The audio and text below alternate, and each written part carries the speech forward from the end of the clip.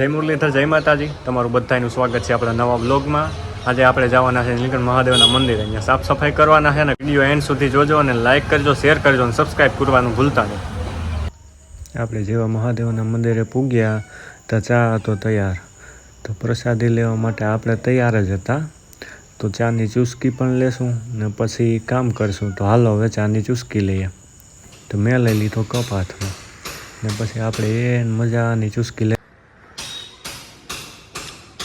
તો હાલો હવે ચા પીવાઈ જાય ને પછી આપણે લેવા જાઉં ભભૂતિ, ભસ્મ લેવા જાઉં. તો આપણે આવી ગયા જ્યાં ધૂણો હતો ત્યાંથી ભસ્મ લીધી. આપણે કળશમાં ભસ્મ ભરી લઈએ, પછી ભસ્મથી આપણે સાફ કરશું. લિંગ ઉપર લગાડી અને સાફ કરશું. તો ભસ્મ ભરાઈ જાય પછી આપણે નીકળી ગયા મહાદેવના મંદિર તરફ. તો આપણે લઈ લીધી ભસ્મ ને પછી લિંગ ઉપર રાખી અને એની સફાઈ ચાલુ કરી દીધી. તો આપણે હાલો હવે કરીએ ભસ્મથી લિંગની સફાઈ ને પછી કરશું જે મહાદેવના નાગ છે, નાગ દેવતાની પણ સફાઈ કરીશું હારે હારે.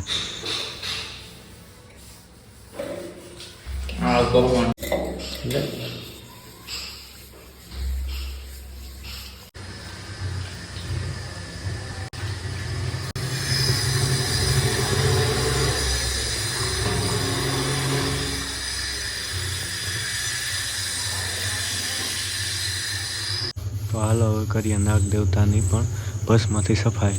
તો હાલો હવે આપણે કરી દઈએ ભસ્મથી નાગ દેવતાની અને શિવલિંગની બંનેની સફાઈ કરી લઈએ, પછી પાણીથી સાફ કરી દેવું. તો હવે હાલો જલ અભિષેક કરીને શિવલિંગ અને નાગ દેવતાને બંનેની પાણીથી સફાઈ કરી દઈએ. તો હાલો હવે નાગ દેવતાની પણ સફાઈ કરી દઈએ પાણીથી. ભસ્મથી તો પૂજા કરી લીધી, હવે પાણીથી સાફ સફાઈ કરી લઈએ નાગ દેવતાની. શિવલિંગ ને નાગ બાપાની સફાઈ કરી ભસ્મથી. તો હવે કરશું આપણે કાચબા બાપાની ને પોઠિયા બાપાની ભસ્મથી સફાઈ. તો આ રીતે અમે કરી ભસ્મથી એની પણ સફાઈ. તો હાલો હવે મંદિર સાફ કરવાનો સમય થઈ ગયો ને મંદિર સાફ કરી નાખીએ અને બધી પોતપોતાની જગ્યાએ વસ્તુ મૂકી દઈએ. જે પણ છે તે સાફ કરી અને પોતપોતાની જગ્યાએ મૂકીને મંદિર એક નંબર ચમકાવી દઈએ. જો તમને મારા વિડીયો સારા લાગતા હોય તો લાઇક કરજો, શેર કરજો અને સબસ્ક્રાઈબ કરજો અને સપોર્ટ કરતા રહેજો. જય માતાજી, જય મુરલીધર.